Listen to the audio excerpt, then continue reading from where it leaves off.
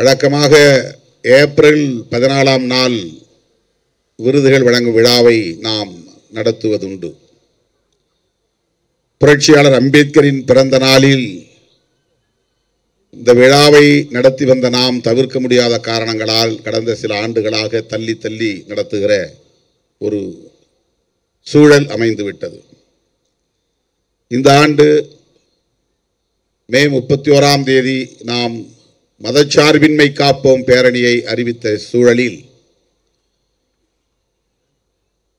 இந்த விழாவை உடனடியாக நடத்த இயலாமல் இன்றைக்கு ஜூன் 24ஆம் தேதி நடத்தி கொண்டிருக்கிறோம். பேரணியும் தள்ளி போய்விட்டது.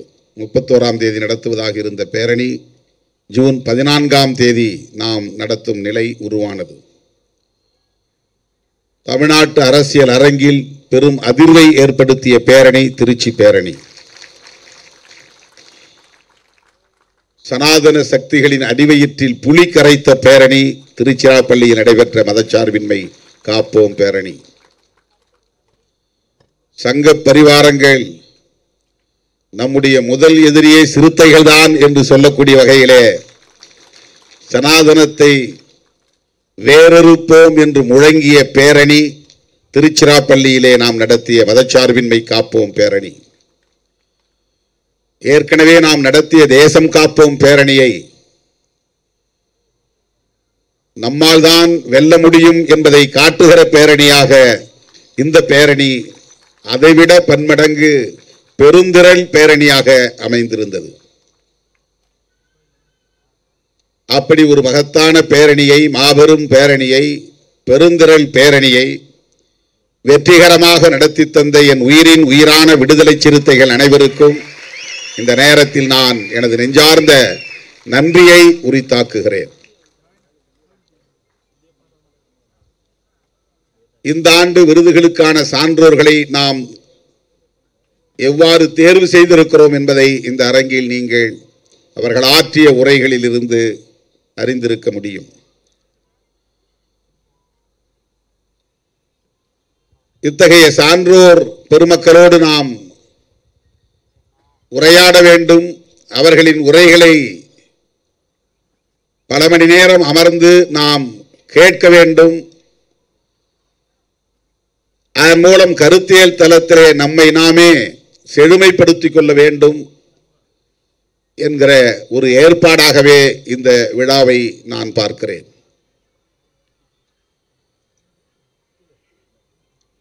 பெரியாரியவாதிகளும் அம்பேத்கரியவாதிகளும் இணைந்து செயலாற்ற வேண்டும் என்பதை தம்பி திருமாவளவன் சாதித்து காட்டியிருக்கிறார் என்று இனமுரசு சத்யராஜ் அவர்கள் இங்கே பேசியது நமக்கு ஒரு சான்றிதழாக, பாராட்டு சான்றிதழாக அமைந்திருக்கிறது. தமிழ்நாட்டில் அப்படி ஒரு இடைவெளி இருந்தது உண்மை. அதேபோல மார்க்சியவாதிகளுக்கும் பெரியாரியவாதிகளுக்கும் இடையிலே, மார்க்சியவாதிகளுக்கும் அம்பேத்கரியவாதிகளுக்கும் இடையிலே ஒரு இடைவெளி இருந்தது என்பது உண்மை. இன்றைக்கு மார்க்சியவாதிகளோடும் இணைந்து இயங்குகிற ஆளுமை பெற்ற ஒரு பேரியக்கமாக விடுதலை சிறுத்தைகள் கட்சி வளர்ந்திருக்கிறது என்பதற்கு சான்று இது போன்ற நிகழ்வுகள். அம்பேத்கர் இயக்கங்கள் வேறு எந்த இயக்கங்களோடும் இணைந்து செயல்படாது என்ற ஒரு கருத்து இருந்தது. சொல்லப்போனால் இடதுசாரிகளோடு கூட இணைந்து இயங்குவதிலே சிக்கல் இருந்தது. அப்படி இணைந்து இயங்க முடியாத இடைவெளிக்கு யார் பொறுப்பு என்கிற கேள்விக்கு நாம் செல்ல தேவையில்லை. ஆனால் இணைந்து இயங்க வேண்டும் என்பதை உறுதிப்படுத்தியவர்கள் விடுதலை சிறுத்தைகள் என்பதை இங்கே நான் பெருமையோடு சொல்ல கடமைப்பட்டிருக்கிறேன். ஆகவேதான் நம்முடைய இயக்கங்களின் துண்டறிக்கைகளில் அல்லது சுவரொட்டிகளில் நம்முடைய கொள்கை ஆசான்களாக புரட்சியாளர் அம்பேத்கர், தந்தை பெரியார், மாமேதை கார்ல் மார்க்ஸ் ஆகியோரை தவறாமல் அச்சிடுகிறோம். அவர்களே நமக்கான அடையாளங்கள் என்பதை உயர்த்தி பிடிக்கிறோம். கருத்தியல் அடையாளங்கள் என்பதை உயர்த்தி பிடிக்கிறோம். சாதி மதம் என்கிற வரம்புகளை கடந்து கருத்தியல் அடிப்படையில் நாம் ஒருங்கிணைய வேண்டும் என்பதை உரத்து சொல்லுகிற இயக்கமாக, ஓங்கி பேசுகிற இயக்கமாக, களத்தில் அவற்றை நிகழ்த்தி காட்டுகிற இயக்கமாக இன்றைக்கு விடுதலை சிறுத்தைகள் கட்சி தான் தனித்து இயங்குகிறது, அடையாளமாக விளங்குகிறது. அம்பேத்கரியவாதிகளோடு எப்படி இணைந்து செயல்பட முடியும் என்ற தயக்கமும் தேக்கமும் இடதுசாரிகளிடம் இருந்தது என்பது வரலாற்று உண்மை. அதை தகர்த்து அந்த இடைவெளியை குறைத்தது விடுதலை சிறுத்தைகள் கட்சி. இந்தியாவிலேயே தமிழ்நாட்டில் விடுதலை சிறுத்தைகள் கட்சி தான் அதை சாதித்து காட்டியிருக்கிறது. பெரியார் பிற்படுத்தப்பட்ட மக்களுக்கான தலைவர், அம்பேத்கர் தலித் மக்களுக்கான தலைவர் என்கிற கருத்தை தகர்த்தெறிந்து இருவரும் ஒரே திசை வழியில் பயணித்தவர்கள், சாதி ஒழிப்பே மக்கள் விடுதலை என்கிற கருத்தை ஏற்றுக்கொண்ட தலைவர்கள் என்று இந்த மண்ணிலே கருத்தியல் தளத்தில் உறுதிப்படுத்திய இயக்கம் விடுதலை சிறுத்தைகள் கட்சி. அம்பேத்கர் இயக்கம் என்றால் நீலக்குடிதான் என்று இருந்த நிலையை மாற்றி நீலத்தோடு சரிபாதி சிவப்பை சேர்த்த இயக்கம் விடுதலை சிறுத்தைகள் கட்சி. இதுவெல்லாம் இந்திய அரசியலில் புதிய புதிய உத்திகள் அல்லது புதிய முயற்சிகள். நீங்கள் இந்தியா முழுவதும் பார்த்தால் அம்பேத்கர் இயக்கங்கள் வெறும் நீல கொடிகளை மட்டுமே ஏந்தி பிடித்தார்கள். நீலத்தோடு சரிபாதியாக சிவப்பை சேர்த்த முதல் இயக்கம் விடுதலை சிறுத்தைகள் கட்சி. அதை போல பெரியாரை அம்பேத்கரோடு இணைத்து மக்களை அமைப்பாக்க வேண்டிய தேவை இருக்கிறது என்பதை முதலில் தமிழகத்திலே உறுதிப்படுத்தியவர்கள் விடுதலை சிறுத்தைகள்.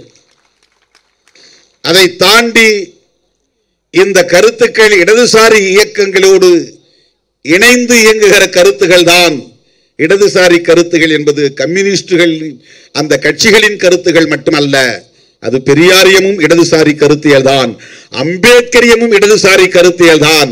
அது ஆரியத்திற்கு எதிரானது, பார்ப்பனியத்திற்கு எதிரானது, சனாதனத்திற்கு எதிரானது, இந்துத்துவ அஜெண்டாவிற்கு எதிரானது என்பதை உரத்து சொன்ன இயக்கம் விடுதலை சிறுத்தைகள் கட்சி.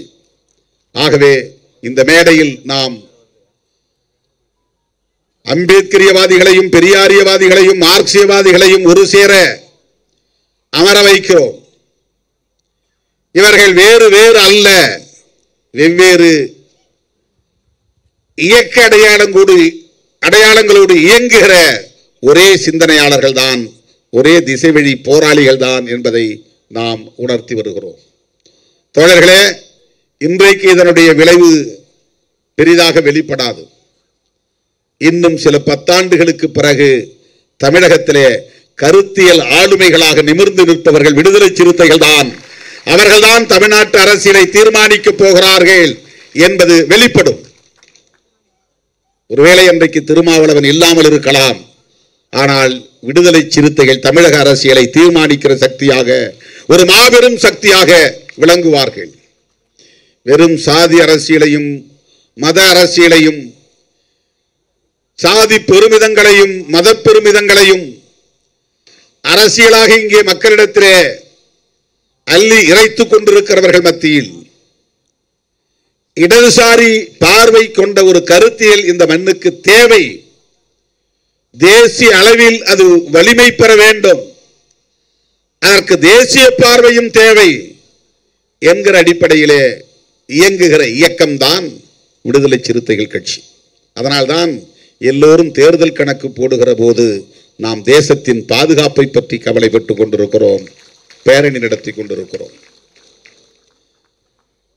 எத்தனை இடங்களில் நீங்கள் போட்டியிடப் போகிறீர்கள் என்று திரும்ப திரும்ப கேள்வி கேட்கிறார்கள். பாவம், அவர்களுக்கு இன்னும் சிறுத்தைகளை மதிப்பிட தெரியவில்லை, திருமாவளவனை மதிப்பீடு செய்ய முடியவில்லை என்பதுதான் என்னுடைய பார்வை. அவர்கள் சராசரி இயக்கவாதிகளைப் போல நம்மை பார்க்கிறார்கள், அதனால்தான் இந்த கேள்விகளை கேட்கிறார்கள் என்று நான் எண்ணிக்கொள்கிறேன். தற்காலிகமான பயன்களுக்காக இயக்கம் நடத்துகிறவர்களோடு நம்மை ஒப்பீடு செய்து பார்க்கிறார்கள் என்று அவர்களின் கேள்வியை நான் பரிதாபத்தோடு தான் பார்க்கிறேன். தோழர்களே, நாம் அவற்றையெல்லாம் கடந்தவர்கள், அது இப்போது அவர்களுக்கு புரியாது. இதை புரிந்து கொள்வதற்கே அவர்கள் இன்னும் பல ஆண்டுகள் நம்மை படிக்க வேண்டும். ஏதோ திருநீரை அழித்து விட்டான் திருமாவளவன் என்று அரசியல் பேசுகிறார்கள். எப்படியாவது எங்களை பற்றி பேசிக்கொண்டே இருங்கள். எதிராகவோ ஆதரவாகவோ எங்களை பற்றி பேசிக்கொண்டே இருங்கள். ஏனென்றால் நாங்கள் தேசத்தை திருத்தி அமைப்பதற்காக, புதுப்பித்து கட்டமைப்பதற்காக, புதிய இந்தியாவை உருவாக்குவதற்காக, புரட்சியாளர் அம்பேத்கரின் கனவை நனவாக்குவதற்காக போராடி கொண்டிருப்பவர்கள். எங்களை வெறும் டீபன் கொடுத்து ஏமாற்றி விடலாம் என்று நீங்கள் கணக்கு போடாதீர்கள். நாங்கள் 6 சீட்டு கொடுத்தோம், 8 சீட்டு கொடுத்தோம், அதுக்கு மேலே அவங்கள நாங்கள் ஊக்கப்படுத்தலை. நாங்கள் 10 சீட்டுக்கு மேலே எப்போதுமே இவர்களுக்கு தரமாட்டோம். அது உங்கள் மதிப்பீடு. எங்களை பொறுத்தவரை நாங்கள் 234 தொகுதிகளுக்கு இணையானவர்கள், தகுதியானவர்கள். அந்த வலிமை எங்களுக்கு உண்டு. இதை நான் ஆணவத்தில் சொல்லவில்லை, வெறும் தேர்தல் கணக்கில் சொல்லவில்லை, சமூக மாற்றத்தின் பார்வை அடிப்படையில் சொல்லுகிறேன்.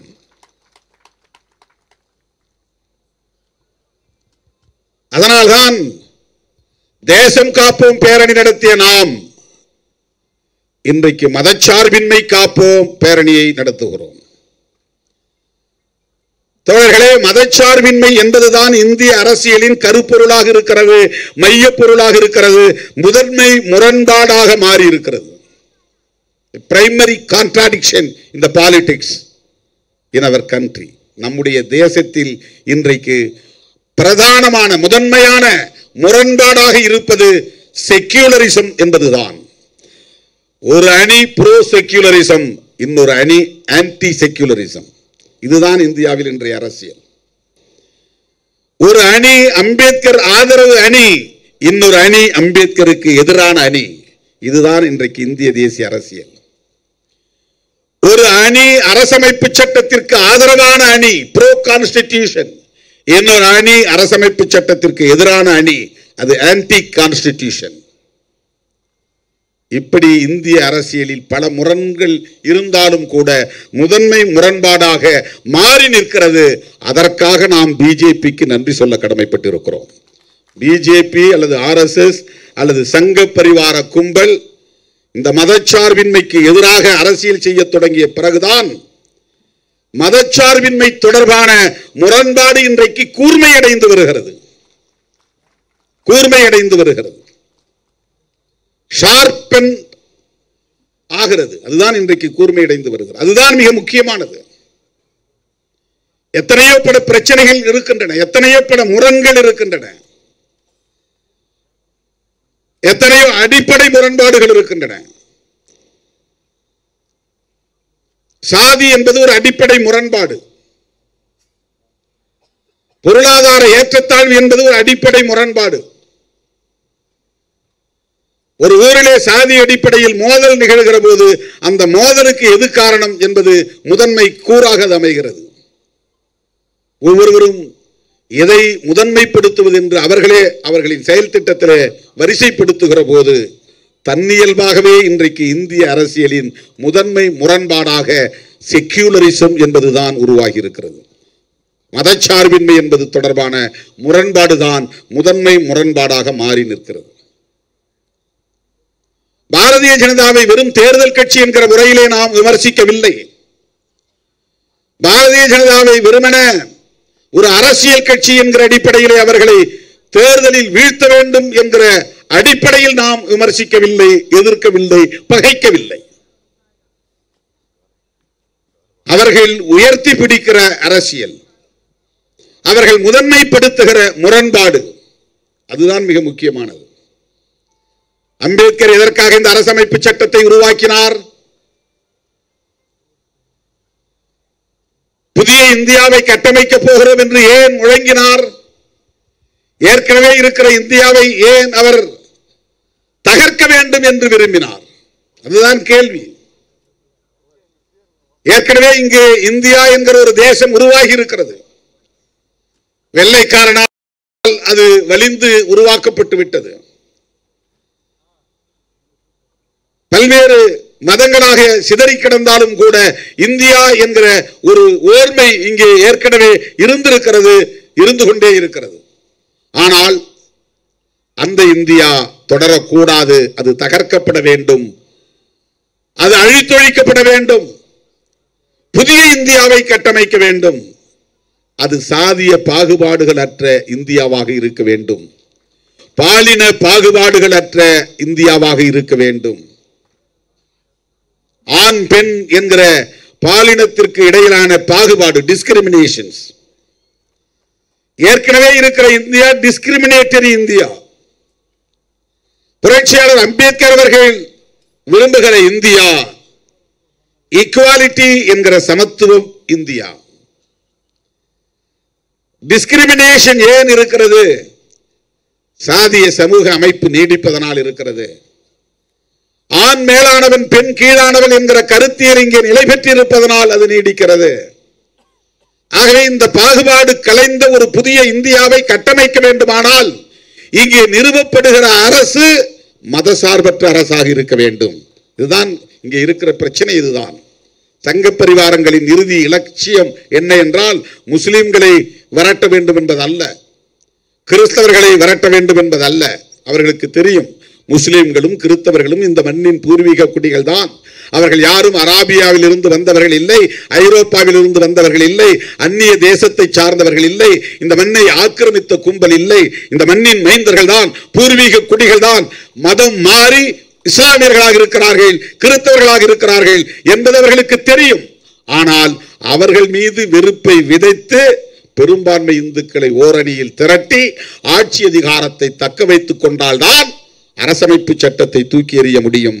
புரட்சியாளர் அம்பேத்கர் கண்ட கனவை சிதைக்க முடியும். இதுதான் சங்க பரிவாரங்களின் நோக்கம். இதை தமிழ்நாட்டில் முதலமைச்சர் பதவியை பிடிக்கிறதுக்காக முயற்சி செய்யறாங்க நினைக்காதீங்க, அல்லது பிரதமர் பதவிதான் அவர்களது இறுதி இலட்சியம், இறுதி இலக்கு என்று கருதாதீர்கள். அந்த பதவியிலே தொடர வேண்டும், ஆட்சி அதிகாரத்தை தக்க வைத்துக் கொள்ள வேண்டும், எல்லா மாநிலங்களிலும் தாங்கள் விரும்புகிற ஒரு அரசே அமைய வேண்டும் என்றெல்லாம் அவர்கள் விரும்புவதற்கு காரணம் புரட்சியாளர் அம்பேத்கர் அவர்களால் வகுத்தளிக்க பெற்ற அரசமைப்பு சட்டம் ஒரு புதிய இந்தியாவை உருவாக்கி கொண்டே இருக்கிறது, ஒரு அமைதி புரட்சியை உருவாக்கி கொண்டே இருக்கிறது, சமூக நீதியின் மூலமாக சமத்துவத்தை உருவாக்கி கொண்டே இருக்கிறது. அடிநிலையில் உழன்றவர்கள் இன்றைக்கு ஆளுமை மிக்கவர்களாக தலை நிமிர்ந்து நிற்கிறார்கள். கோட்டு சூட்டு அணிந்து வீறு நடை போடுகிறார்கள். கூனி குறுகி நின்றவர்கள், சாணி அள்ளி கிடந்தவர்கள், கக்கூஸ் கழுவி கொண்டிருந்தவர்கள், தெருவை பெருக்கிக் கொண்டிருந்தவர்கள் இன்றைக்கு நீதிபதிகளாக, பேராசிரியர்களாக, துணைவேந்தர்களாக, வழக்குரைஞர்களாக என்று தலை நிமிர்ந்து இருக்கிறார்கள். கோவணம் கட்டி கொண்டிருந்தவர்கள் இன்றைக்கு கோட்டு சூட்டு போட்டு நிமிர்ந்து நடக்கிறார்கள். இதுவெல்லாம் அவர்கள் விரும்பாத ஒன்று, விரும்பத்தகாத ஒன்று.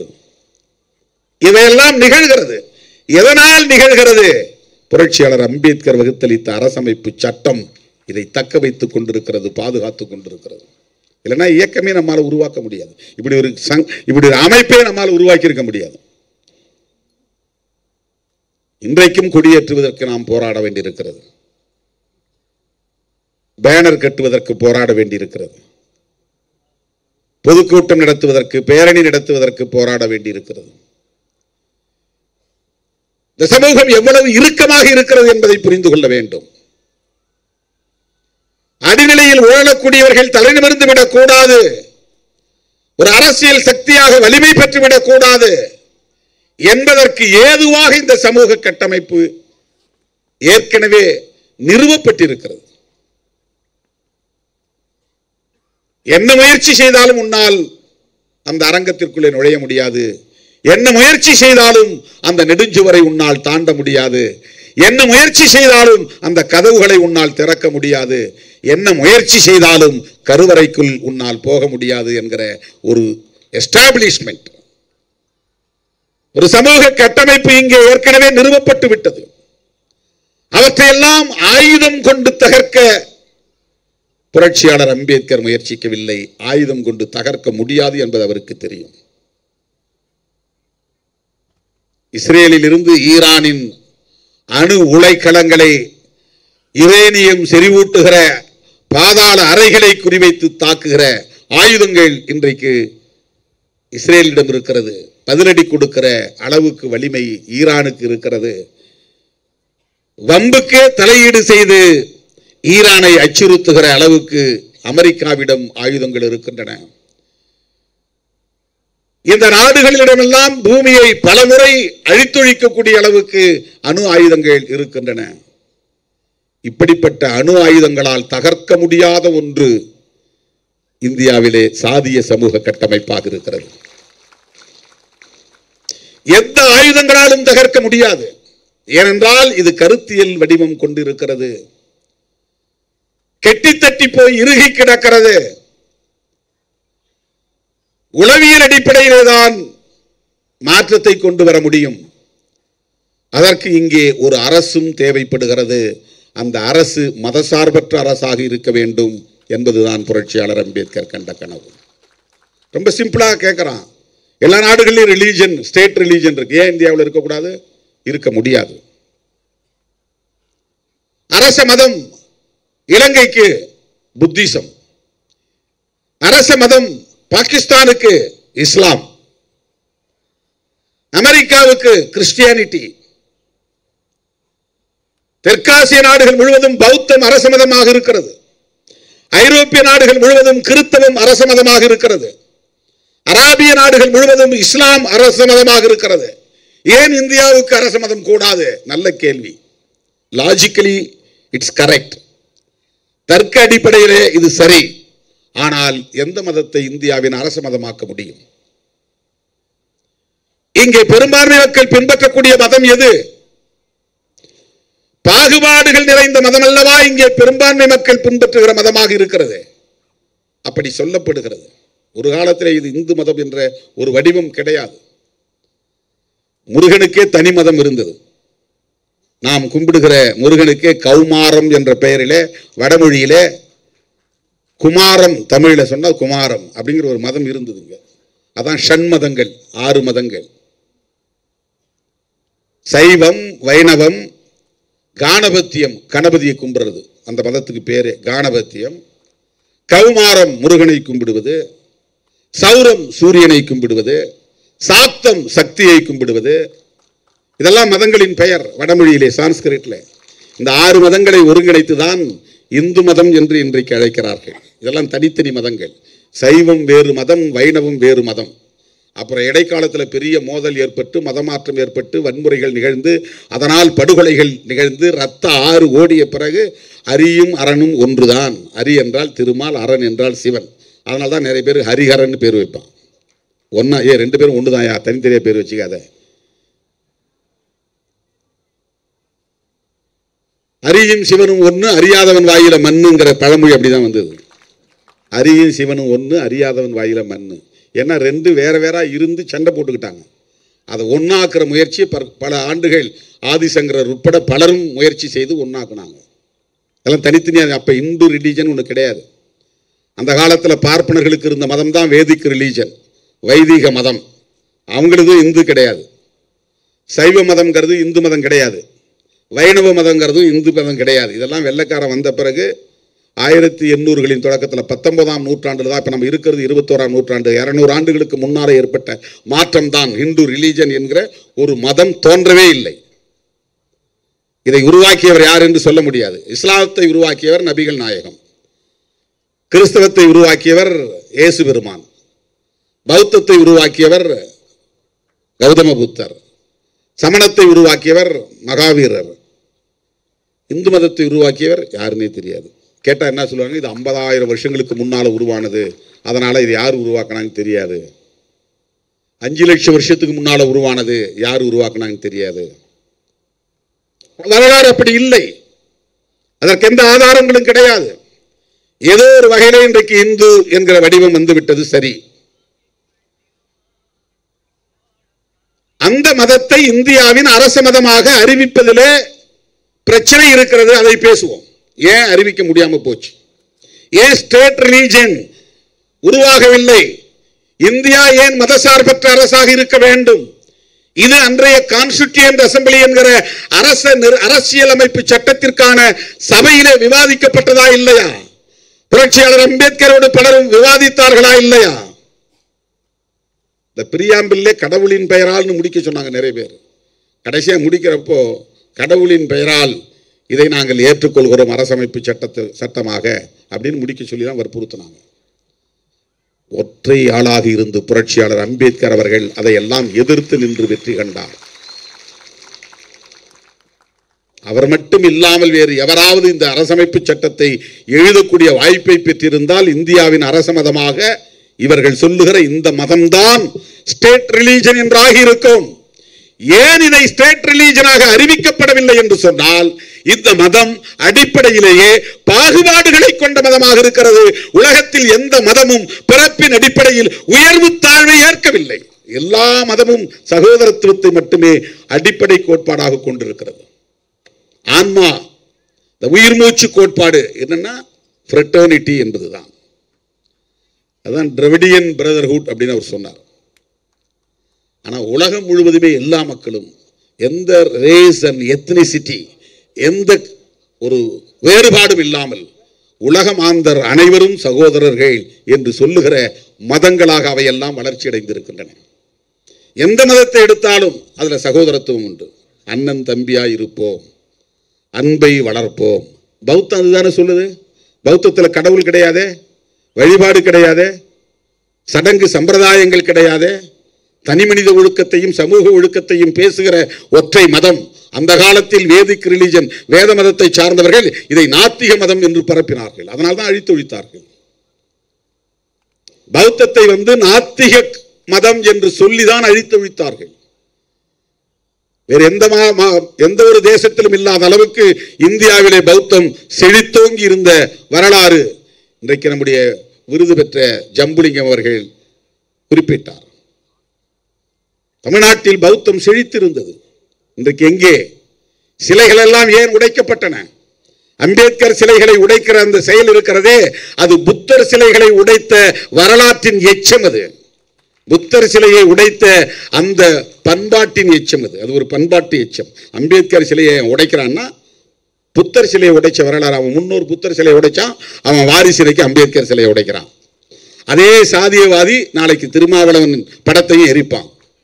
ஏன்னா அது பண்பாட்டு எச்சம். அது தொடருது, அது அவனுடைய ஜீன்லேயே அது வருது. ஏன் குடிசையை கொளுத்துறான்னா அன்னைக்கு பௌத்த பள்ளிகளை கொளுத்துறான். எங்கெல்லாம் பௌத்த மடம் இருக்கோ அந்த மடத்தை கொளுத்துனான்.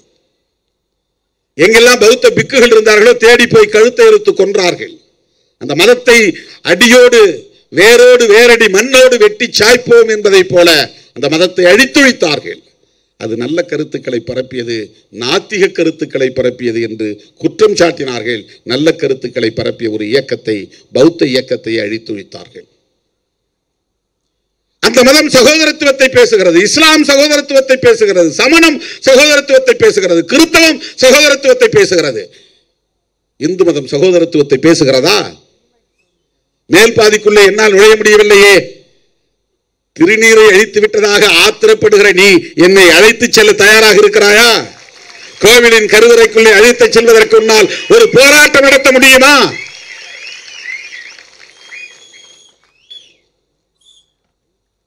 உன்னை சகோதரனாக ஏற்க அவனுக்கு முடியவில்லை. ஓட்டு போடுவதற்கு உன்னையும் என்னையும் முருக பக்தர் என்று சொல்லி மாய்மால அரசியலில் வீழ்த்த பார்க்கிறான்.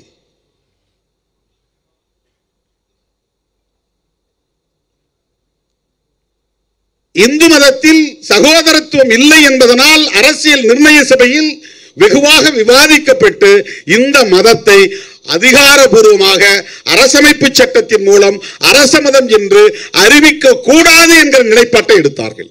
ஏன்னா நீ அரச மதமா கான்ஸ்டிடியூஷனை இதை ஏத்துக்கிடுச்சுன்னா இந்த டிஸ்கிரிமினேஷனையே கான்ஸ்டிடியூஷன் அப்ரூவ் பண்ண மாதிரி ஆயிரும். The Constitution itself recognized and approved the discrimination. அதுவே அங்கீகரிச்சிரும். அதை எப்படி ஏற்றுக்க முடியும்? சட்டமே டிஸ்கிரிமினேஷனை சரி என்று சொல்லக்கூடிய நிலை உருவாகிவிடும். இந்து மதத்தில் இருக்கிற இந்த பெரும் பிழையை சீர் செய்ய வேண்டும் என்று யாராவது எண்ணி இருக்கிறார்களா? பேசுகிறார்களா? நீ முஸ்லீம் மதத்தில் போனா ஏதாவது சொல்றியா? அதையே விமர்சிக்க மாட்டேங்கிற, கிறிஸ்தவத்தை ஏன் விமர்சிக்க மாட்டேங்கிற? இப்போ நான் நோன்புக்கு போகிறேன், என் தலையில் ஒரு தொப்பி வைக்கிறாங்க, நான் அப்படியே வச்சுட்டாங்கன்னு எடுக்காமலே இருக்க முடியுமா? அடுத்த ஒரு நிமிஷத்தில் எடுத்துடுறேன். அவங்களுக்கும் தெரியும் எடுத்துருவேன்னு. அது ஒரு அடையாளம், அவ்வளவுதான்.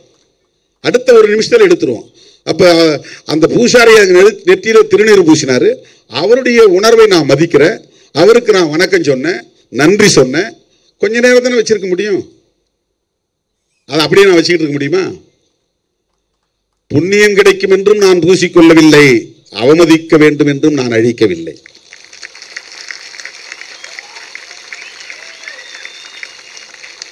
இது அந்த அற்பர்களுக்கு தெரியாது, ஏனென்றால் அவர்களுக்கு அரசியல் தெரியாது.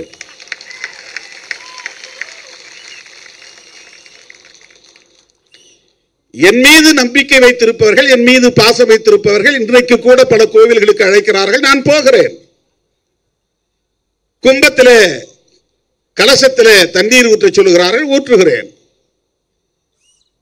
இதெல்லாம் எனக்கு 100 வருஷம் வாழணும் அப்படிங்கிற ஆசைப்பட்டு தான் செய்கிறேனா?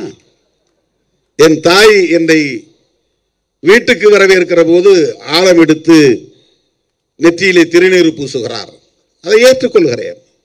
என் தாய்க்கு என்ன மதிப்பை கொடுக்கிறேனோ அப்படி என் மக்களுக்கும் நான் மதிப்பளிக்கிறேன், அவ்வளவுதான். அது மக்கள் மீது நான் கொண்டிருக்கிற ஒரு மதிப்பு, அவர்களின் உணர்வுகளுக்கு நான் செலுத்துகிற மதிப்பு. தோழர்களே, இந்து மதத்தில் சகோதரத்துவம் இல்லை என்பதை இந்திய அரசமைப்பு சட்டம் சொல்கிறது. அதனால்தான் அதை அரச மதமாக இந்திய அரசமைப்பு சட்டம் ஏற்றுக்கொள்ளவில்லை. இதுதான் ரொம்ப முக்கியமான செய்தி. இதுதான் ரொம்ப முக்கியமான செய்தி. This is the message we have to bring it to the people. There is no equality in Hindu religion. Only discrimination is there. அங்கே அரசமைப்பு சட்டத்தில் ஏன் இதை ஏற்றுக்கொள்ளவில்லை என்றால் சகோதரத்துவம் இல்லை, சமத்துவம் இல்லை. சகோதரத்துவம் இல்லாத இடத்தில் சமத்துவம் இருக்காது. உலகத்தில் உள்ள எல்லா மதங்களும் சகோதரத்துவத்தை ஏற்றுக்கொண்டிருக்கிற போது இந்து மதம் ஏன் சகோதரத்துவத்தை ஏற்றுக்கொள்ளவில்லை என்பதை மோகன் பகவத் சொல்லுவாரா? அதற்கு விளக்கம் சொல்லுவாரா? மோடி சொல்லுவாரா? அமித்ஷா சொல்லுவாரா? RSS அமைப்புகளை சார்ந்தவர்கள் சொல்லுவார்களா?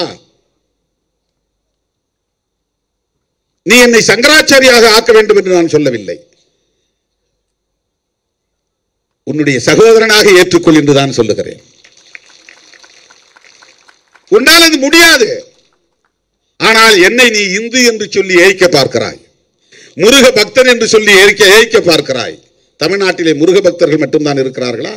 அதை விட அதிகமாக ஐயப்ப பக்தர்கள் இருக்கிறார்கள். முருகன் கதையை சொன்னால் மணிக்கணக்கிலே பேச வேண்டியிருக்கும். எங்கள் மண் ஐவகை நிலம் கொண்ட தமிழ் மண், அதிலே குறிஞ்சி மண்ணின் தலைவன் தான் முருகன். குறிஞ்சி திணையின் தலைவன் தான் முருகன். அவன் எங்களை போல் பிறந்தான், எங்களை போல் வாழ்ந்தான், எம் மக்களை வழிநடத்தினான் என்பதுதான் எங்கள் இலக்கியம் சொல்லுகிறது, தமிழ் இலக்கியம் சொல்லுகிறது, சங்க இலக்கியம் சொல்லுகிறது. புராண கதைகளில் வரக்கூடிய பாத்திரம் அல்ல முருகன். பிறந்தான், வளர்ந்தான், வாழ்ந்தான், மக்களை ஆண்டான் என்கிற குறிப்புகளை கொண்ட இலக்கியங்களை நாங்கள் பெற்றிருக்கிறோம். அவனை சுப்பிரமணியன் ஆக்கிவிட்டார்கள். தோழர்களே, ஒரு உண்மையை நீங்கள் தெரிந்து கொள்ள வேண்டும். எந்த பிராமணரும் தன்னுடைய பிள்ளைக்கு முருகன் என்று பெயர் வைக்க மாட்டார்கள். முருக பக்தர்கள் நடத்துகிற RSS காரர்கள் இந்த கருத்துக்கு பதில் சொல்ல தயாரா? ஒரே ஒரு ஆளை அழைச்சிட்டு வந்து இவர் வந்து பை காஸ்ட் பிராமின், பட் இவருடைய நேம் வந்து முருகன் அப்படின்னு சொல்லுங்க. ஒருவேளை அப்படி வச்சா ஸ்கந்தன் வைப்பான், SKNDAN, ஸ்கந்தன் வடமொழியில். கந்தன்னா தமிழ், ஸ்கந்தன்னா சான்ஸ்கிரிட். வட இந்தியாவில் இந்த கருத்து அங்கே போயிருக்கு. அங்கே அவனுக்கு என்ன பேர்னா சுப்பிரமணியன், சுப்பிராமணியன். பிராமணர் அல்ல, பிரம்மண்யன். அதாவது பிரம்மன்கிற கடவுளுக்கு அவர் உடன்பாடானவர் அல்லது உறவானவர், ஏதோ ஒரு வகையில் அவங்களுடைய ஐடியாலஜிக்கல் படி, மித்தாலஜி படி. அவர்கள் சொல்லுகிற முருகன் அல்லது சுப்பிரமணியன் நம்முடைய கதையோடு பொருந்தாதவர். அந்த சுப்பிரமணியன் குறிஞ்சித்திணையின் தலைவர் அல்ல, நம்முடைய முருகன் குறிஞ்சித்திணையின் தலைவர். அது எங்க சங்க இலக்கியங்களில் இருக்கிறது. சங்க இலக்கியத்தில் இருக்கிற முருகன் தமிழ்நாட்டில் மட்டும்தான் 6 படை வீடு. வேற எந்த மாநிலத்தில் 6 படை வீடு இருக்கிறது சொல்லுங்க. அதனால்தான் நான் ஒரு கேள்வி எழுப்பினேன், அதை சிலரால் பொறுத்து கொள்ள முடியவில்லை. முருகன் தமிழ் கடவுள்னா அவங்க அப்பா சிவனும் தமிழ் கடவுளாக தானே இருக்க முடியும். முருகன் தமிழ் கடவுள்னா சிவன் தமிழனா இருந்தா பார்வதி தமிழச்சியாக தான் இருக்க முடியும். இப்ப இவங்க ரெண்டு பேரும் கைலாய மலையில் இருக்கிறாங்கன்னா கைலாயம் தமிழர்களின் தேசம் தானே. அப்ப ஒட்டுமொத்த இந்தியாவும் தமிழர்களின் தேசம் தானே. எங்கள் தமிழன் சிவபெருமான் கைலாயத்தில் குடியிருக்கிறான் என்றால் கைலாய மலையும் தமிழனுக்கு சொந்தம். கைலாய மலை இமயம் முதல் கன்னியாகுமரி வரையில் தமிழன் வாழ்ந்தான் என்பதற்கு சிவபெருமானே ஒரு சான்று. அந்த கதைப்படி பார்த்தார். சிவன் தமிழன், பார்வதி தமிழச்சி அப்படின்னா கணபதி கணேசனும் தமிழனா தானே இருக்க முடியும். ஏன் கணேசனை தமிழ் கடவுள் நீங்க யாரும் சொல்றது இல்ல? இதெல்லாம் லாஜிக்கா கேட்டா அவனுக்கு கோபம் வருது. எங்களை மட்டும் ஏன் அசிங்கப்படுத்துறான்? இந்த கதைகள்லாம் வேறு மதத்தில் இல்லையே. இந்த மாதிரி புராண கதையாடல்கள் வேறு மதங்கள்ல இருந்தா சொல்லுங்க, நம்ம பேசுவோம். இந்த மாதிரி கதையாடல்கள் இல்லை. இப்ப எங்களுடைய அடையாளங்களையும் வரலாறையும் நீங்கள் திருடிக்கொண்டு அதற்கு புதிய புதிய அடையாளங்களை தந்து புதிய புதிய விளக்கங்களை தந்து எங்களை ஏய்த்து பாகுபடுத்தி பிளவுபடுத்தி சிதறடித்து சிதைத்துக் கொண்டிருப்பதை அம்பேத்கரின் பிள்ளையாக இருந்து கொண்டு எப்படி வேடிக்கை பார்க்க முடியும்? பெரியாரின் பிள்ளையாக இருந்து கொண்டு எப்படி வேடிக்கை பார்க்க முடியும்? நாங்கள் இயக்கம் கண்டிருப்பது நாடாளுமன்றத்திற்கு சட்டமன்றத்திற்கு சீட்டு பேசுவதற்காக அல்ல, பேரம் பேசுவதற்காக அல்ல. நான் திடீர்னு தேர்தல் பாதையை வேண்டான்னு சொன்னாலும் சொல்லிடுவேன் என்னைக்காக ஒரு நாள்.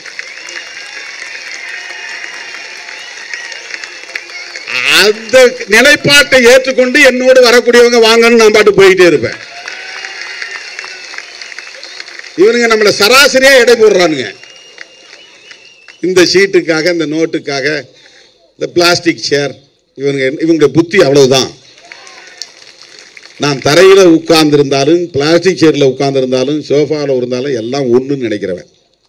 அது ஒரு பெரிய விஷயமே கிடையாது. சோஃபாவில் உட்கார்ந்து இருந்தா தான் பெரிய கெத்து, தரையில உட்கார்ந்து இருந்தா சாதாரணம் அப்படிலாம் ஒன்றும் கிடையாது. ஏன்னா அவனுக்கு அப்படி ஒரு மதிப்பீடு வச்சிருக்கிறான். எனக்கு அந்த மதிப்பீடுகள் கிடையாது.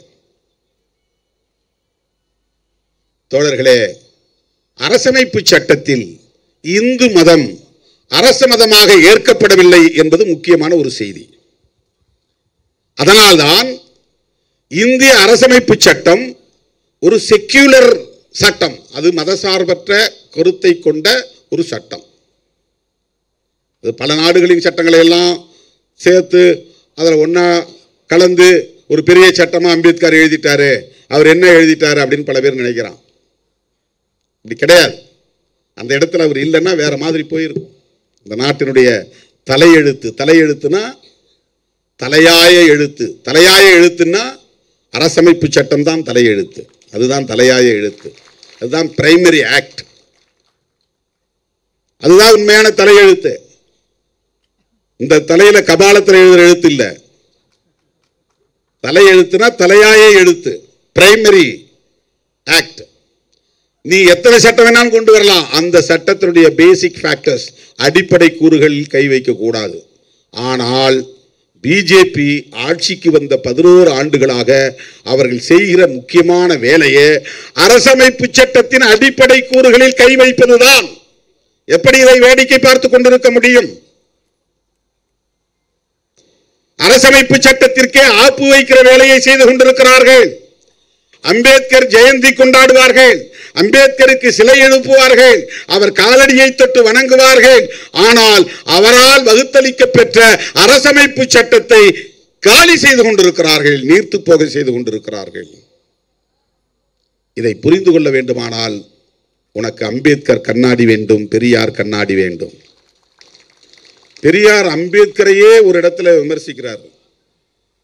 அம்பேத்கர் இறந்தபோது பெரியார் சொன்னதாக ஒரு தகவல் என்னன்னா, புத்தர், இயேசு, நபி போன்றவர்களின் வரிசையில் வைத்து வணங்குதற்குரியவர் அம்பேத்கர் என்று பெரியார் பெருமிதம் பொங்கச் சொன்னார் என்று தகவல்.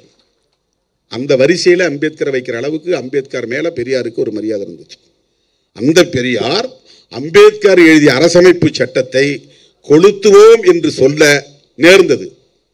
அந்த போராட்டமே நடத்தினார். ஏன் நடத்தினார்னா அம்பேத்கர் மேல இருந்த வெறுப்பு இல்லை, ரெண்டு பேரும் அவ்வளவு திக்கஸ்ட் ஃப்ரெண்ட்ஸுங்க. தமிழ்நாட்டுக்கு வந்தால் பெரியாரை கட்டாயம் அம்பேத்கர் சந்திப்பார். அம்பேத்கர் விடுத்த அழைப்பை ஏற்று பெரியார் இங்கிருந்து கிளம்பி மியான்மர் போனார், பர்மாவுக்கு போனார். அன்னைக்கு அம்பேத்கர் விடுத்த அழைப்பை ஏற்று வாங்க, நான் இது மாதிரி பர்மாவுக்கு போகிறேன், ஒரு புத்திஸ்ட் கான்ஃபரன்ஸ், நீங்களும் அதில் வந்து கலந்துக்கணும். இங்கிருந்து புறப்பட்டு போனார். அவரோட ராஜாராம் போனார். அன்றைய சபாநாயகர் ராஜாராம் பெரியாருக்கு துணையாக இருந்தவர். அவர் அவரோட போனார். அங்கே போய் ரெண்டு பேரும் சந்தித்து கொண்டார்கள். அந்த அளவுக்கு திக்கஸ்ட் ஃப்ரெண்ட்ஸ். பெரியார் என்ன சொன்னார்னா, அரசமைப்பு சட்டம் எல்லா மதங்களுக்கும் சுதந்திரம் தருகிறது, அவர்களின் கருத்தை நம்பிக்கையை பரப்புவதற்கு உரிமை தருகிறது. அப்படி தருவதன் மூலம் இந்து மதத்திற்கும் அந்த சுதந்திரம் அந்த உரிமை கிடைக்கிறது. எனவே அவர்கள் திரும்ப திரும்ப மூட நம்பிக்கைகளை பரப்புவதற்கு அரசமைப்பு சட்டமே இடம் கொடுக்கிறது. அந்த பிரிவை நான் கொடுத்துகிறேன். எவ்வளவு நுட்பமாக இருக்கிறார் பாருங்கள். பெரியார் அம்பேத்கரை போல பல்கலைக்கழகங்களில் சென்று படித்தவர் அல்ல. அரசமைப்பு சட்டத்தில் ஒவ்வொரு ஆர்டிக்கிள், ஒவ்வொரு உறுப்பும் என்ன சொல்லுகிறது என்பதை பார்க்கிற போது அந்த அரசமைப்பு சட்டம் ஒவ்வொரு மதத்திற்கும் சுதந்திரம் தருகிறது. நீ வந்து பிரச்சாரம் பண்ணிக்கலாம், உன் கருத்தை பரப்பிக்கலாம், நீ எப்படி வேணாலும் நம்பலாம், எந்த பிலீஃப் உனக்கு இருக்கலாம், அதை இந்த கான்ஸ்டிடியூஷன் அனுமதிக்கிறது.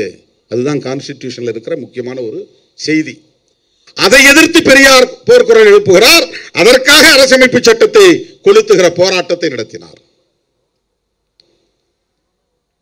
அம்பேத்கர் மனுஸ்மிருதியை எரித்தார். மனுஸ்மிருதிக்கு ஆல்டர்னேட் தான் கான்ஸ்டிடியூஷன் ஆஃப் இந்தியா. அன்னைக்கு உருவான மனுஸ்மிருதி தான் இன்னைக்கு இருக்கிற இந்தியாவை உருவாக்கி இருக்கு. இப்ப நாம பார்க்கிற discriminatory India which is made by Manusmriti. மனுஸ்மிருதியால் உருவாக்கப்பட்ட இந்தியா தான் நாம் இருக்கிற இந்தியா. அதை தகர்ப்பதற்காக புரட்சியாளர் அம்பேத்கரால் உருவாக்கப்பட்டதுதான் அரசமைப்பு சட்டம். அதை ரீப்ளேஸ் பண்ணது. மனுஸ்மிருதிக்கு பதிலாக அன்னைக்கு கோட் ஆஃப் மனு என்பவர் எழுதிய சட்டம் இந்தியாவை இப்படிப்பட்ட நிலைமைக்கு ஆளாக்கியது. நான் எழுதுகிற சட்டம் புதிய இந்தியாவை உருவாக்கும், மாடர்ன் இந்தியா. அந்த புதிய இந்தியாவிலே பாகுபாடு இல்லாமல் இருக்க வேண்டுமானால் இந்து மதம் அரசமைப்பு சட்டமாக இருக்க முடியாது. ஆகவே இந்த சட்டம் செக்யூலர், அதுதான் ரொம்ப முக்கியமானது. இதுதான் அவர்களுக்கு கண்ணை உறுத்துகிறது. கண்ணிலே விழுந்த தூசி போல உறுத்தி கொண்டிருக்கிறது. இந்த சட்டத்தை நேரடியாக தூக்கி எறிய முடியவில்லை. புரட்சியாளர் அம்பேத்கர் அவர்களை நேரடியாக விமர்சிக்க முடியவில்லை. புரட்சியாளர் அம்பேத்கருக்கு எதிரான அரசியலை பேச முடியவில்லை. முஸ்லிம்களும் கிறிஸ்தவர்களும் இந்த ஏழை எளிய தலித் மக்களை ஏமாற்றி மதமாற்றம் செய்கிறார்கள் என்று சொல்லுகிறார்கள். எப்படி ஒருத்தனை ஏமாற்றி மதம் மாற்ற முடியும்? இந்த வன்கொடுமைகளை தாங்கிக் கொள்ள முடியாதவர்கள் அவர்களாக போய் மதம் மாறினார்கள். இந்தியாவுக்குள்ளே இருக்கிற முஸ்லிம்கள் எல்லாம் ஒரு காலத்தில் இப்படிப்பட்ட வன்கொடுமைகளுக்கு ஆளான முன்னோரின் வாரிசுகள். வெவ்வேறு சாதியில் இருந்திருக்கலாம். இங்கே பிசின்னு இருக்கிறது அவர் சொன்ன மாதிரி, மிஸ்டர் டாக்டர் KS சலம் அவர்கள் சொன்ன மாதிரி, இங்கே பிசின்னு சொல்கிறோம், இன்னொரு ஸ்டேட்டில் ஷெட்யூல் காஸ்ட். அடிப்படையில் எல்லாம் டிராவிடியன்ஸ், அவன் பார்வையில் எல்லாம் சூத்ராஸ். ஆகவே உங்களுக்கு கொடுமைகள் இருந்தது. சாதி கொடுமை என்பது SC/STக்கு மட்டுமே எதிரானது அல்ல, ஒவ்வொரு சாதிக்கும் எதிரானதுதான் சாதிய கட்டமைப்பு. சாதி ஒழிப்பு என்பது SC/ST மக்களுக்கான கோரிக்கை அல்ல, சகோதரத்துவத்தை விரும்புகிற ஒவ்வொருவரின் கோரிக்கை அது. ஜனநாயகத்தை மதிக்கிற ஒவ்வொருவரின் கோரிக்கை அது. சமத்துவத்தை விரும்புகிற ஒவ்வொருவரின் கோரிக்கை. அதனால்தான் தன்னியல்பா அண்ணன் சத்யராஜ் இங்க சொன்னாரு, சாதி ஒழிப்பே தமிழ் தேசியம். நான் 1990களில் எழுதின பல முழக்கங்கள்ல இது ஒன்று, சாதி ஒழிப்பே மக்கள் விடுதலை. அதன் பிறகு துண்டறிக்கைகளில் சாதி ஒழிப்பே தமிழ் தேச மக்கள் விடுதலை அப்படின்னு அடிச்சிருப்பேன். அதெல்லாம் பழைய துண்டறிக்கைகளை பார்த்தீங்கன்னா தெரியும். இதெல்லாம் 90, 91, 92. அப்பெல்லாம் நீங்கள் யாரும் இங்கே இருக்கிறவங்க கட்சிக்கு வந்திருக்க மாட்டாங்க, ஒரு சில பேரை தவிர. மதுரையிலிருந்து வந்த தோழர்களுக்கு தெரியும், துண்டறிக்கைகள் எடுத்து பார்த்தா தெரியும். சாதி ஒழிப்பே மக்கள் விடுதலை, இதுதான் நம்முடைய இந்த இயக்கத்தை நான் தொடங்கிய போது, தேர்தல் அரசியலில் ஈடுபடாத போது நான் முன்வைத்த முதல் முழக்கமே இதுதான். இன்னைக்கு தன்னியல்பா அண்ணன் அதை பேசுறாருன்னா அவரு இடதுசாரி சிந்தனையாளராக இருக்கிறார், பெரியாரியவாதியாக இருக்கிறார். அதனால் அவருக்கு தன்னியல்பாக இது வருகிறது. இங்கே தமிழ் தேசியம் பேசுகிறவர்கள் யாராவது சாதி ஒழிப்பை பற்றி பேசுகிறார்களா? அதை விட பெரிய அபத்தம் என்னவென்றால், பெரியாரை எதிர்த்து தமிழ் தேசியம் கட்டுகிறார்கள். தமிழ் தேசியத்தின் உண்மையான எதிரி யார் என்பதை கூட உங்களால் அடையாளம் காண முடியவில்லை என்கிற போது நீங்கள் எப்படி தமிழ் தேசியத்திற்கு ஆதரவான சக்தியாக இருக்க முடியும்? இது பெரிய முக்கியமான ஒரு செய்தி. இது தமிழ் தேசியம் பேசுகிறவர்கள் போலி தமிழ் தேசியத்தை பேசுகிறார்கள். உள்ளபடியே தமிழ் தேசியத்தின் எதிரி எதுவாக இருக்க முடியும் என்றால் இந்திய தேசியமாகத்தான் இருக்க முடியும். தெலுங்கர் எப்படி தமிழ் தேசியத்திற்கு எதிராக இருக்க முடியும்? கன்னடன் எப்படி தமிழ் தேசியத்திற்கு எதிராக இருக்க முடியும்? அவனவன் தேசியத்தை அவனவன் கட்டியமைக்க வேண்டும். ஒவ்வொரு தேசிய இனமும் ஒருங்கிணைந்து ஐக்கிய முன்னணியை கட்டி எழுப்ப வேண்டும். வலிந்து இந்திய தேசியத்தை அவர்கள் உருவாக்குகிறார்கள்.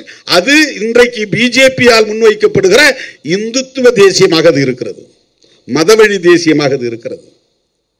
அதையெல்லாம் பேசாமல், அதையெல்லாம் எதிர்க்காமல், அதையெல்லாம் அம்பலப்படுத்தாமல், அவர்கள்தான் இவ்வளவுக்கும் காரணம் என்று சொல்லாமல், அவர்களுக்கு பின்னால் இருக்கிற அதானி அம்பானி போன்ற பெருமுதலாளிகளை பேசாமல் பெரியாரை போய் எதிர்க்கிறார்கள் என்று சொன்னால் இவர்கள் யாருடைய ஆட்கள் என்பதை புரிந்து கொள்ள வேண்டும்.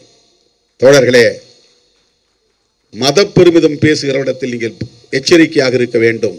சாதி பெருமை பேசுகிறவரிடத்திலே எச்சரிக்கையாக இருக்க வேண்டும். திராவிட அரசியலை எதிர்ப்பவர்களிடம் எச்சரிக்கையாக இருக்க வேண்டும். அதிலும் குறிப்பாக பெரியாரை விமர்சிப்பவர்களிடம் எச்சரிக்கையாக இருக்க வேண்டும். இது ஒரு மெசேஜ் நான் சொல்றேன், ரொம்ப முக்கியமான செய்தி இது. எல்லோரும் இங்கே குழப்பிக் கொண்டிருக்கிறார்கள். கருத்தியல் அடிப்படையில் நமக்கு ஒரு தெளிவு தேவை, நமக்கு ஒரு தொலைநோக்கு பார்வை தேவை. அதிமுக வெறும் அரசியல் ஆதாயம் கருதி இன்றைக்கு பாரதிய ஜனதாவோடு சேர்ந்து கொண்டு நியாயப்படுத்தி பேசிக் கொண்டிருக்கிறார்கள். உள்ளபடியே எம்ஜிஆருக்கும் ஜெயலலிதாவுக்கும் அவர்கள் விசுவாசமாக இருந்திருந்தால் அவர்களால் பிஜேபியோடு சேரவே முடியாது.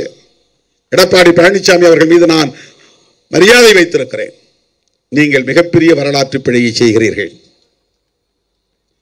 சமூக நீதி அரசியலை கற்று வளர்ந்த அதிமுக தொண்டர்களை எல்லாம் பாஜகவுக்கான ஆட்களாக மாற்றிக் கொண்டிருக்கிறீர்கள். சங்க பரிவாரங்களுக்கு தொண்டு செய்யக்கூடிய தொண்டர்களாக மாற்றிக் கொண்டிருக்கிறீர்கள். அடிப்படை பிரச்சனைகளுக்காக போராடாதவர்கள் இன்றைக்கு எந்த ஒரு பக்தனும் கேட்காத நிலையிலே முருக பக்தர் மாநாடு நடத்துகிறார்கள். அவர்கள் உண்மையிலேயே முருக பக்தர்கள் அல்ல, மோடி பக்தர்கள்.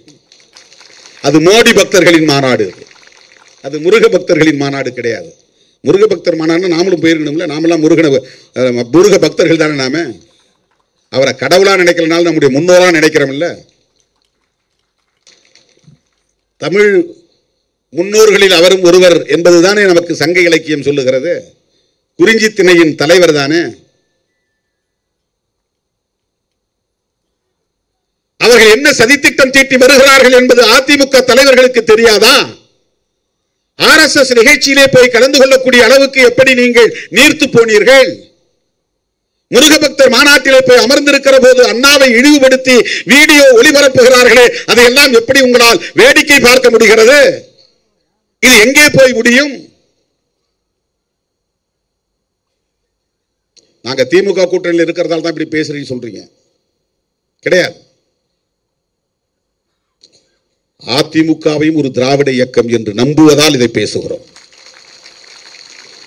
அதிமுக தலைவர்களும் தொண்டர்களும் பெரியார் வழி வந்தவர்கள் என்று நம்புவதால் இதை பேசுகிறோம்.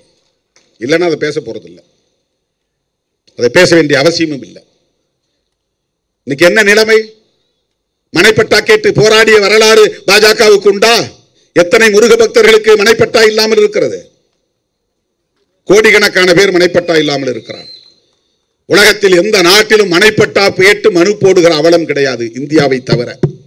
இந்தியாவை தவிர உலகத்தில் எந்த நாட்டிலும் மண்ணின் மைந்தர்கள் எனக்கு மனைப்பட்டா இல்லை, நான் புறம்போக்கிலே கிடக்கிறேன், ஏரி புறம்போக்கிலே, குட்டை புறம்போக்கிலே, நத்தம் புறம்போக்கிலே கிடக்கிறேன், குடிசையிலே கிடக்கிறேன், எனக்கு வீடு மனைப்பட்டா வேண்டும் என்று மனு போடுகிற அவலம் உலகத்தில் இந்திய மண்ணில் மட்டும்தான் இருக்கிறது.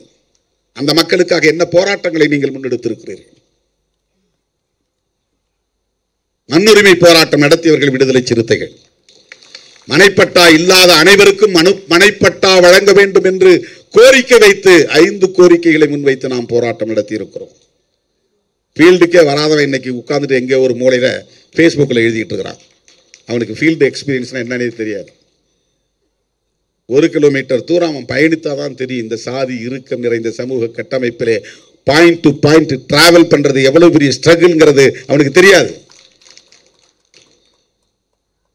ஒரு கொடியேற்றுவது என்பது எவ்வளவு பெரிய யுத்தம் என்பது களத்தில் நிற்கிற நமக்குத்தான் தெரியும். இந்த மக்களுக்கான பிரச்சனைகளை வெளிச்சம் போட்டு அம்பலப்படுத்தியது இந்த இயக்கம். அதெல்லாம் யாரும் புரிந்து கொள்ள முடியாது. சோசியல் மீடியாவில் கண்டவெல்லாம் கண்டதை எழுதுறான். நான் அவர்களுக்காக பேசவில்லை. என்னை பின்பற்றக்கூடிய உங்களுக்கு ஒவ்வொரு தளத்திலும் ஒவ்வொரு களத்திலும் கொள்கை அடிப்படையிலான புரிதல் தேவை. கொள்கை அடிப்படையிலான புரிதல் தேவை. அவன் சொல்ற மாதிரி ஏதோ டிஎம்கே கூட இவங்க டைப் ஆயிட்டாங்க, அதனால தான் இப்படி ஏடிஎம்கே பக்கம் போகாம இருக்கிறாங்க அப்படின்னு இந்த கட்சியின் தொண்டன் புரிந்து கொள்ளக்கூடாது. இந்த கட்சியின் தலைவர்கள் புரிந்து கொள்ளக்கூடாது, தவறாக புரிந்து கொள்ளக்கூடாது. இதை சொல்றதுக்கே ஒரு போல்ட்னஸ் வேணும். நாங்கள் இவங்களோட சேர மாட்டோம், இவங்களோட சேர மாட்டோம், இவங்களோட நாங்கள் டிராவல் பண்ணுவோம், தொடர்ந்து டிராவல் பண்ணுவோம் அப்படிங்கிறது அதுக்கு ஒரு கட்ஸ் வேணும். வேற யாராவது சொல்லுங்க பார்ப்போம். அரசியல் களத்தில் எங்களுக்கு ஏற்படுகிற இழப்புகளை பற்றி நாங்கள் கவலைப்படவில்லை. தேர்தல் இழப்புகளை பற்றி, தற்காலிக இழப்புகளை பற்றி, கருத்தியல் ரீதியாக இந்த மண்ணை பண்படுத்திய தலைவர்கள், பெரியார் உள்ளிட்ட தலைவர்கள் இன்றைக்கு விமர்சிக்கப்படுவதை, அவர்களுக்கு எதிரான அரசியல் பேசப்படுவதை அதிமுக போன்ற கட்சிகள் எப்படி வேடிக்கை பார்க்கிறது? இன்றைக்கும் தோழமையோடு தான் இதை நான் சுட்டி காட்டுகிறேன். அதிமுகவை இன்றைக்கும் ஒரு திராவிட இயக்கமாக நம்புவதால், ஒரு தோழமை இயக்கம் என்று கருதி இதை நான் முன்வைக்கிறேன். ஜெயலலிதா அம்மையார் பார்ப்பன சமூகத்தில் பிறந்தவர் தான். அவர் வெறும் தேர்தலுக்கான பிரச்சாரமாக செய்யவில்லை, உளப்பூர்வமாக சொன்னார். பாஜகவிடம் நாங்கள் ஏமாந்து விட்டோம், மோடியிடம் நாங்கள் இனி எந்த காலத்திலும் உறவு வைத்துக் கொள்ள மாட்டோம். அவர் சொன்ன வாக்குறுதியை நிறைவேற்ற வேண்டாமா? ஜெயலலிதா அவர்களின் வழிவந்தவர்கள், RSS இயக்கத்தை எச்சரித்தவர் எம்ஜிஆர். அவர் தமிழ் மண்ணை சார்ந்த எந்த சாதியிலும் பிறக்காதவர். இந்த சாதியில் நான் ஓபிசி அல்லது எம்பிசி அல்லது ஷெட்யூல் காஸ்ட் அப்படின்னு சொல்லக்கூடிய எந்த பட்டியலுக்குள்ளும் வராதவர் எம்ஜிஆர். ஆனால் அவருக்கு இந்த மண்ணின் மீது அக்கறை இருந்தது, இந்த மக்களின் மீது அக்கறை இருந்தது. பெரியார் பேசிய சமூக நீதி அரசியலில் நம்பிக்கை இருந்தது. பெரியார் கொண்டு வந்த எழுத்து சீர்திருத்தத்தை சட்டப்பூர்வமாக்கினார். பெரியார் நூற்றாண்டு விழாவை சிறப்பாக கொண்டாடினார். அந்த எம்ஜிஆர் RSS காரர்களை எச்சரித்தாரா இல்லையா? விமர்சித்தாரா இல்லையா? இன்றைக்கு அவர்கள் எதற்காக இந்த மாநாட்டை நடத்தினார்கள்? என்ன கோரிக்கையை முருக பக்தர்கள் வைத்தார்கள்? மதத்தின் பெயரால் மக்களை பிளவுபடுத்துகிறார்கள். இந்துக்கள் அல்லாதவர்கள் என்கிற பெயரிலே இங்கே சமூக பிளவினையை உருவாக்க பார்க்கிறார்கள். ஒரு காலத்தில் தேச பிரிவினை என்கிற கருத்து இருந்தது. இன்றைக்கு சமூக பிரிவினைவாதம் என்பது இங்கே நடக்கிறது. சமூக பிளவினவாதம் நடக்கிறது. இதை செய்யக்கூடிய அரசியல் தான் சங் பரிவார் அரசியல். இதுதான் இந்துத்துவா. சிவபெருமானை பற்றி பேசுவதோ மகாவிஷ்ணுவை பற்றி பேசுவதோ அல்ல இந்துத்துவா. அது ஹிந்துயிசம், இது Hindutva. Hinduism is entirely different from Hindutva. Hindutva is an agenda of Sangh Parivars.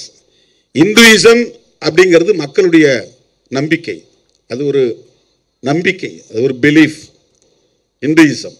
Hindutva என்பது சங் பரிவார்களின் செயல் திட்டம். அது அதுல ஒன்று கான்ஸ்டிடியூஷனை தூக்கி எறிவது, ஸ்டேட் ரிலீஜனை டிக்ளேர் செய்வது, இந்தியா அல்லது பாரத் என்கிற பெயரை மாற்றி இந்துஸ்தான் அல்லது இந்து ராஷ்டிரா என்று டிக்ளேர் செய்வது. இதெல்லாம் நடந்தா என்ன ஆகும்? 2000 வருஷங்களுக்கு பின்னால் மீண்டும் இந்தியா போகும். 2000 வருஷங்களுக்கு முன்னால் எப்படி இந்தியா இருந்ததோ அப்படித்தான் இந்தியா போகும். அதை தடுக்க வேண்டிய தேவை இருப்பதனால் சங் பரிவார்களிடம் எச்சரிக்கையாக இருங்கள் என்று சொல்லுகிறோம்.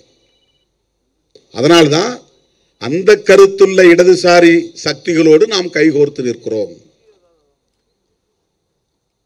திமுக உள்ளிட்ட மதசார்பற்ற முற்போக்கு கூட்டணி, அந்த கூட்டணிக்கு பேர் கலைஞர் எப்படி வச்சிருக்காரு பாருங்க, மதசார்பற்ற முற்போக்கு கூட்டணி. ஜனதான்னு ஒரு கட்சி, ஒரு கூட்டணி உருவாச்சு காங்கிரஸை வீழ்த்துவதற்காக ஆல் இந்தியா லெவல்ல. ஜனதான்னா மக்கள் அணின்னு பேரு. அந்த ஜனதாவோட ஒரு இயக்கமா இருந்தது ஜனசங்கம், மக்கள் சங்கம். அதுதான் பிற்காலத்தில் பாரதிய ஜனதான் மாறிச்சு. அதிலிருந்து பிரிஞ்சு வந்தவங்கல்ல ஜனதா தள், அதுல விபி சிங் ஒரு முக்கியமான தலைவர். அந்த ஜனதா தள் பிரியும் போது தேவகவுடா போன்ற தலைவர்கள்லாம் ஜனதா தள் செக்யூலர் அப்படின்னு பேர் வச்சாங்க. தலைவர்கள் நமக்கு முன்னர் இருந்த தலைவர்களை எப்படி இந்த செக்யூலரிசத்தின் மீது ஒரு ஈடுபாடு கொண்டிருக்கிறார்கள், கருத்து ஊன்றி தலைப்பை கூட, ஒரு இயக்கத்தின் தலைப்பில் கூட செக்யூலர் அப்படிங்கிற ஒரு பெயரை வச்சிருக்காங்க பாருங்க. Janata Dal United, Janata Dal Secular. செக்யூலரிசம்ங்கிறது நீண்ட நாட்களாக அரசியல் புழக்கத்தில் இருந்து வருகிறது. அதற்கு என்ன காரணம் என்றால், வளர்ந்து வருகிற போதே பாரதிய ஜனதா எப்படிப்பட்ட அரசியலை முன்னெடுக்கும் என்பதை தொலைநோக்கு பார்வையில் புரிந்து கொண்டு முன்னுணர்ந்து தலைவர்கள் அப்படி பெயரை வைத்திருக்கிறார்கள். திமுக உருவாக்கிய அணிதான், நாமும் அதில் இடம்பெற்றிருக்கிறோம். அந்த அணியின் தலைப்பே, பெயரே மதசார்பற்ற முற்போக்கு கூட்டணி. இது லோக்கல்ல, ஸ்டேட், மாநில அளவிலான சட்டமன்ற தேர்தலுக்கு உருவான அணிதானே. இங்க என்ன செக்யூலர் ஃப்ரண்ட் தேவையில்லையே அப்படின்னு சொல்லலாம். தேசிய பார்வை இருப்பதனால், ஆல் இந்தியா விஷன், ஒரு தேசிய பார்வை இருப்பதனால் செக்யூலர் என்பது முக்கியமானது என்பதை உணர்ந்த காரணத்தினால் தான் அன்றைய திமுக தலைவர் முத்தமிழறிஞர் கலைஞர் அந்த கூட்டணிக்கு மதசார்பற்ற முற்போக்கு கூட்டணி என்று பெயர் வைத்திருக்கிறார். நாம் அதெல்லாம் இணைஞ்சு இயங்குவதற்கு இதுவெல்லாம் ஒரு காரணம். இப்படிலாம் தான் ஐடியாலஜிக்கலாக நாம் இணைஞ்சு நிற்கிறோம். இன்னைக்கு ஐயா 83 வயது, டாக்டர் காயல் மௌலானா காயல்பட்டினத்திலிருந்து வந்திருக்கிறார். விடுதலை சிறுத்தைகள் கட்சியில் இன்னைக்கு இணைந்து விட்டார். கிட்டத்தட்ட 60 ஆண்டுகள் அதிமுகவிலே பயணம் செய்த பெரியவர், மூத்தவர், ஒரு இஸ்லாமியர். He joined in our party today. He traveled more than 50 years in ADMK, Dravidian politics. ஏன் அவர் நம்மகிட்ட இணைச்சிருக்கு? செக்யூலர், மதசார்பின்மை என்கிற அரசியல் தான். ஏடிஎம்கே அதை பொருட்படுத்தாமல் வெறும் அரசியல் ஆதாயத்திற்காக, தற்காப்புக்காக பிஜேபியோடு கூட்டணி வைத்திருப்பதை அவரால் சகித்துக் கொள்ள முடியவில்லை. அவர் எம்ஜிஆரோடும் ஜெயலலிதாவோடும் அரசியல் செய்தவர் என்பதால். அந்த கட்சியில் ஒரு பாப்புலர் லீடரா இல்லாமல் இருக்கலாம், ஒரு நபரா இருந்தாலும், சாதாரணமான ஒரு பொறுப்பிலே இருந்தாலும், ஐடியாலஜிக்கலா அவர் இங்க கன்வின்ஸ் ஆகி நம்மோடு இணைந்திருக்கிறார். நான் திருச்சிராப்பள்ளியில் சொன்னதை போல மறுபடியும் சொல்ல விரும்புகிறேன். தமிழ்நாட்டு அரசியலை நாம் கூர்மைப்படுத்துகிறோம், கருத்தியல் அடிப்படையில் கூர்மைப்படுத்துகிறோம். சனாதன சக்திகளா, விடுதலை சிறுத்தைகளா என்பதுதான் தமிழ்நாட்டு அரசியல். திமுகவா அதிமுகவா என்பது எலக்டோரல் பாலிடிக்ஸ். அதிமுக இருக்கிற இடத்துல பிஜேபியா அதிமுகவா என்பது எலக்டோரல் பாலிடிக்ஸ். நாங்கள் ஐடியாலஜிக்கல் பாலிடிக்ஸ், கருத்தியல் அடிப்படையிலே இயங்குகிறோம். சனாதன சக்திகளா, விடுதலை சிறுத்தைகளா, தமிழ் மண்ணை நஞ்சாக்க நாங்கள் அனுமதிக்க மாட்டோம். அதிமுக ஒரு வரலாற்று பிழையை செய்கிறது என்கிற கவலையை பதிவு செய்ய வேண்டியது எங்களின் கடமை. தமிழ்நாட்டு அரசியலை மடைமாற்றம் செய்ய, மதவாத அரசியலை நோக்கி மடைமாற்றம் செய்ய பலர் இங்கே பல வேஷம் கட்டி ஆடுகிறார்கள். போலி தமிழ் தேசியம் பேசக்கூடியவர்களும் அந்த அரசியலை தான் இன்றைக்கு முன்னெடுக்கிறார்கள். இதற்கெல்லாம் நாம் ஒருபோதும் இடம் கொடுக்க கூடாது. அண்ணன் சொன்னதை போல சாதி ஒழிப்பே தமிழ் தேசியம், அதுதான் விடுதலை சிறுத்தைகள் முன்வைப்பது. சாதி ஒழிப்புன்னா எதை எதிர்த்து போராட வேண்டியிருக்கும்? சங் பரிவார்களின் பாசிசத்தை எதிர்த்து போராட வேண்டும். தோழர்களே, அந்த அடிப்படையில் தான் விருதுகள் வழங்கும் விழாவுக்கு இன்றைக்கு நாம் தேர்வு செய்திருக்கிற இந்த சான்றோர் பெருமக்கள். அண்ணன் வைத்திலிங்கம் அவர்கள் இங்கே இல்லை. அவர் இருந்தால் ஒரு கோரிக்கை வைக்க நான் எண்ணி இருந்தேன். இருந்தாலும் இங்கே சொல்ல விரும்புகிறேன்.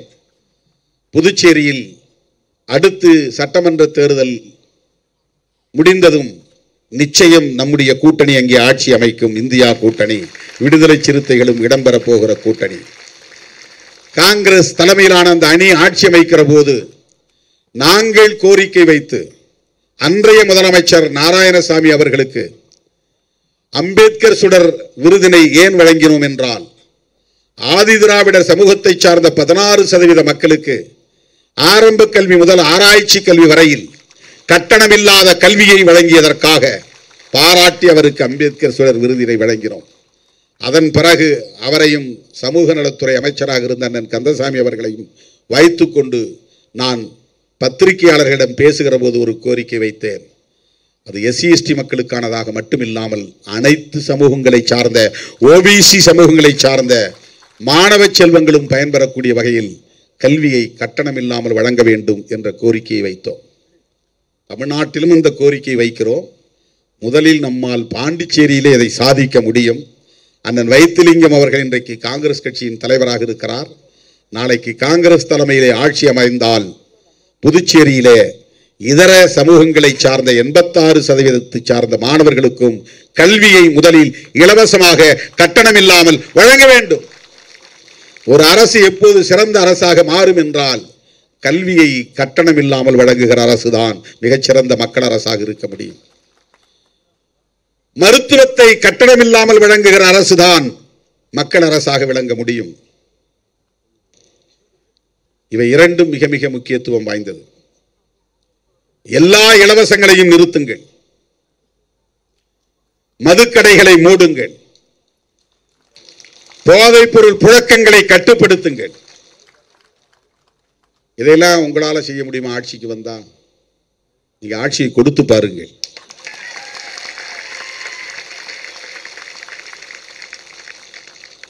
மற்றவங்க மாதிரி 400 ரவுடின்னு நாங்க பேச வரல. சார் சார் என்னையை ஏத்துங்க, 400 ரவுடி தான். சார் சார் என்னையை ஏத்துங்க, 400 ரவுடி தான்.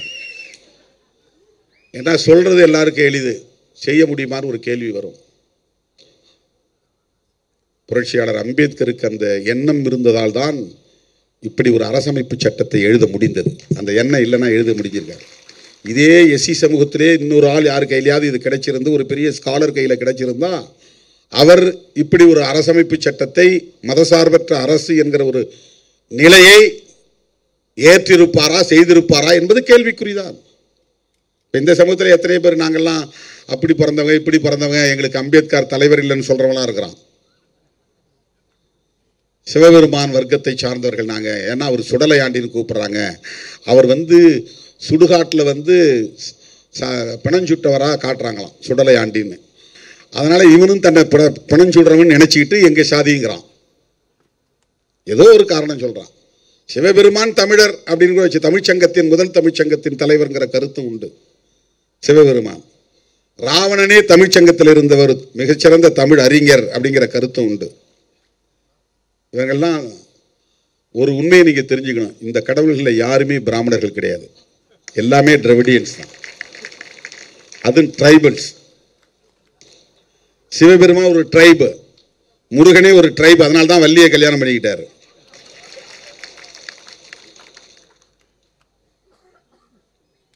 குறவர்னா குறுகி போன சமூகம்னு அர்த்தம். குறுந்தொகைங்கிறோம் இல்லையா, குறுகி போனவர்கள்னு அர்த்தம். பெரிய விரிந்த ஒரு சமூகமா, தமிழ் சமூகமா இருந்தவங்க மெல்ல மெல்ல மெல்ல மெல்ல மெல்ல அவங்க ஒரு அடையாளத்தில் குறுகி போனவங்க குறவர். அந்த சமூகத்தின் தலைவன் அப்படிங்கிறதுனால தான் குறிஞ்சி தலைவன்.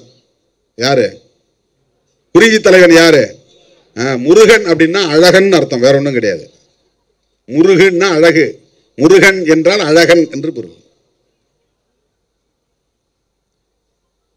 பிராமணர் சமூகத்திலிருந்து ஒரே ஒரு கடவுள் கூட கிடையாது. அந்த காலத்தில் வேதிக்க மதத்தில் இருந்துச்சா என்ன நமக்கு தெரியல. இவங்க யாரும் கிருஷ்ணன் கூட அவங்க கடவுள் கிளைம் பண்ண முடியாது. பரசுராமரை தான் பிராமணர்ன்றாங்க. அவர் ஒரு ரிஷி. அவருக்கு எங்கேயும் கோயில் இருக்கிறதா நமக்கு தெரியல. பிரம்மனுக்கு கூட பெருசாக எங்கேயும் கோயில் இருக்கிற மாதிரி தெரியல. சிவனுக்கு இருக்கும், திருமாலுக்கு இருக்கும், அப்புறம் முருகனுக்கு இருக்கும், விநாயகருக்கு இருக்கும். இவங்க எல்லாமே நான் பிராமின்ஸ் தான். நம்ம அதுக்குள்ள போக வேண்டாம், அது அல்ல நம்முடைய நோக்கம். மதச்சார்பின்மை என்கிற கருத்தின் அடிப்படையில் தான் இந்திய அரசியல் கூர்மைப்பட்டு வருகிறது. நாம் எந்த பக்கம்? அப்படி பார்க்கிற போது அதிமுக இன்றைக்கு பாஜக பக்கம் நிற்பது சரியா? இது தமிழ்நாட்டு அரசியலுக்காக பேசவில்லை, திமுக அணியில் இருப்பதால் பேசவில்லை, திமுக கூட்டணியின் வெற்றிக்காக பேசவில்லை, இந்த தேசத்தின் பாதுகாப்புக்காக பேசுகிறோம்.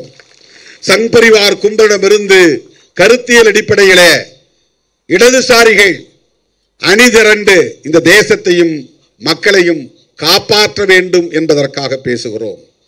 அந்த அடிப்படையிலே வைத்திலிங்கம் அவர்களுக்கு நான் விடுக்கிற அந்த வேண்டுகோள், பாண்டிச்சேரியிலே கட்டணமில்லாத கல்வியை வழங்க நீங்கள் முன்வர வேண்டும். அது தமிழ்நாட்டிலும் ஒரு தாக்கத்தை ஏற்படுத்தும். தமிழ்நாட்டில் பின்னால் ஆரம்ப கல்வி முதல் ஆராய்ச்சி கல்வி வரை கட்டணமில்லாமல் வழங்குவதற்கு தமிழ்நாடு அரசும் முன்வர வேண்டும். இதுதான் எங்களுடைய கோரிக்கை. கோரிக்கை வைக்கக்கூடியவர்களாகவே நீண்ட காலம் இருக்கப் போவதில்லை. மக்கள் எங்களை ஏற்றுக்கொள்ளுகிற காலம் வரும். அதிகாரத்தை நீங்களும் எடுத்து ஆண்டு பாருங்கள் என்று சொல்லுகிற காலம் கனியும். இதெல்லாம் நம்பிக்கைக்காக நான் சொல்லவில்லை, எனக்கும் குறி சொல்ல தெரியும்.